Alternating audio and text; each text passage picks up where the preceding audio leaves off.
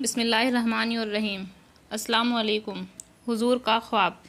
حضرت سمورہ بن جندب رضی اللہ عنہ فرماتے ہیں کہ رسول اللہ صلی اللہ علیہ وسلم اکثر اپنے صحابہ سے پوچھا کرتے تھے کہ تم میں سے کسی نے کوئی خواب دیکھا ہے؟ جو کوئی خواب بیان کرتا تو آپ اس کی تعبیر ارشاد فرماتے۔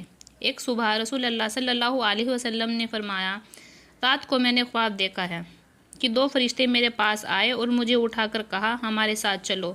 میں ان کے ساتھ چل دیا۔ ایک شخص پر ہمارا گزر ہوا جو لیٹا ہوا تھا اور دوسرا شخص اس کے پاس پتھر اٹھائے ہوئے کھڑا تھا اور وہ لیٹے ہوئے شخص کے سر پر زور سے پتھر مارتا جس کی وجہ سے اس کا سر کچل جاتا اور پتھر لڑک کر دوسری طرف جلا جاتا۔ پھر وہی شخص اس پتھر کو دوبارہ اٹھا کر لاتا، اس کے پاس آنے سے پہلے اس کا سر مبارک بالکل صحیح ہو جاتا۔ پھر وہ اسی پتھر کو مارتا اور وہی سب کچھ ہوتا جو پہلے ہوا۔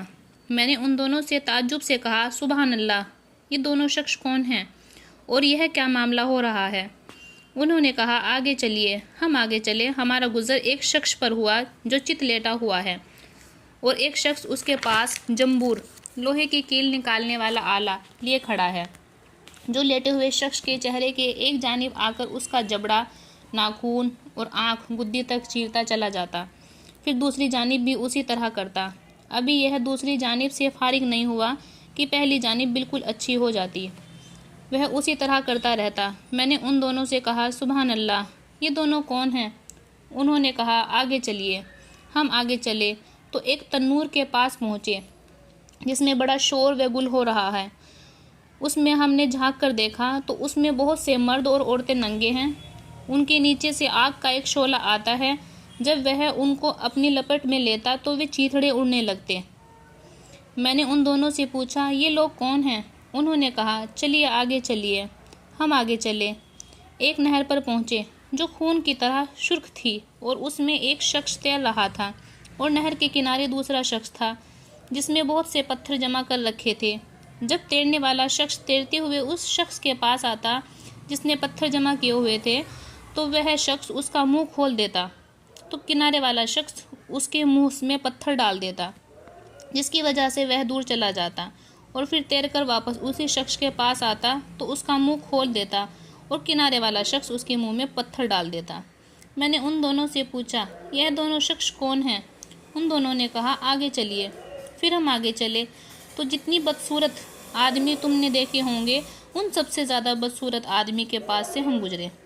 اس کے پاس آگ جل رہی تھی جس کو وہ بھڑکا رہا تھا اور اس کے چاروں طرف دوڑ رہا تھا۔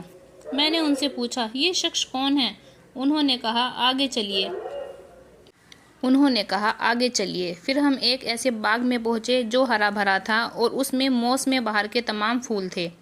اس باغ کے درمیان ایک بہت لمبے صاحب نظر آئے۔ ان کے بہت زیادہ لمبے ہونے کی وجہ سے میرے لیے ان کے سر کو دیکھنا مشکل تھا۔ ان کے چاروں طرف بہت سارے بچے تھے۔ اتنے زیادہ بچے میں نے کبھی نہیں دیکھے۔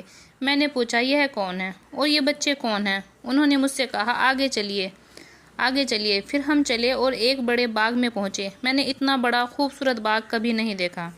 انہوں نے مجھ سے کہا، اس کے اوپر چڑھیے۔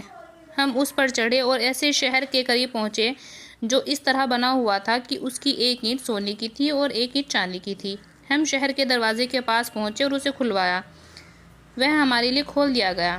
ہم اس میں ایسے لوگوں سے ملے جن کے جسم کا آدھا حصہ اتنا خوبصورت تھا کہ تم نے اتنا خوبصورت نہ دیکھا ہوگا اور آدھا حصہ اتنا بدصورت تھا کہ اتنا بدصورت تم نے کبھی نہیں دیکھا ہوگا۔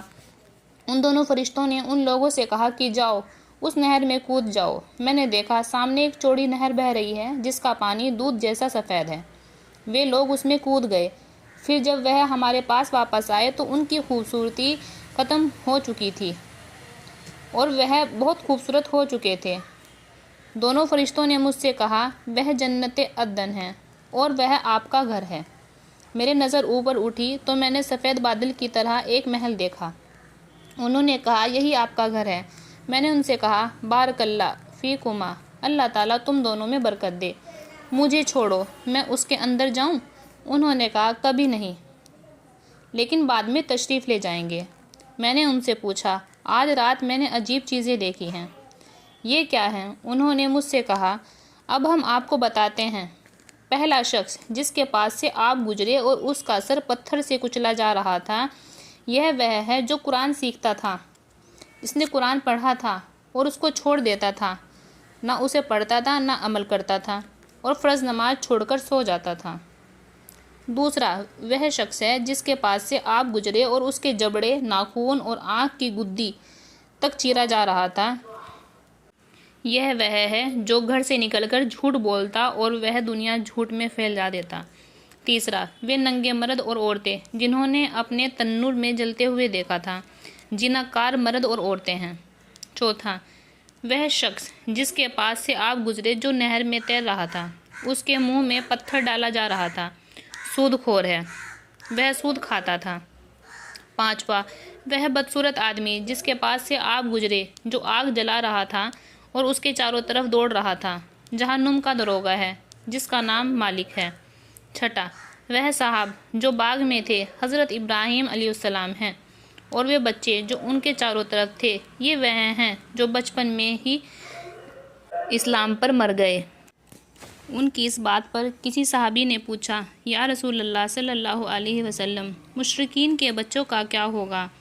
آپ صلی اللہ علیہ وسلم نے ارشاد فرمایا، مشرکین کے بچے بھی وہی تھے، اور وہ لوگ جن کا آدھا جسم خوبصورت اور آدھا جسم بدصورت تھا، یہ وہ لوگ تھے جنہوں نے اچھے عمل کے ساتھ برے عمل کیے، اللہ تعالیٰ نے ان کے گناہ معاف کر دیے۔ جو لوگ اللہ اور اس کے نبی پر ایمان لائے اور نیک عمل کرے، خاص طور میں نمازی کی پابندی کی اور زکوٰۃ ادا کی، ان کے رب کے پاس ان کا سوال محفوظ ہوگا، اور نہ ان کو کسی قسم کا خوف ہوگا اور نہ غمگین ہوں گے۔ بے شک نماز بے حیا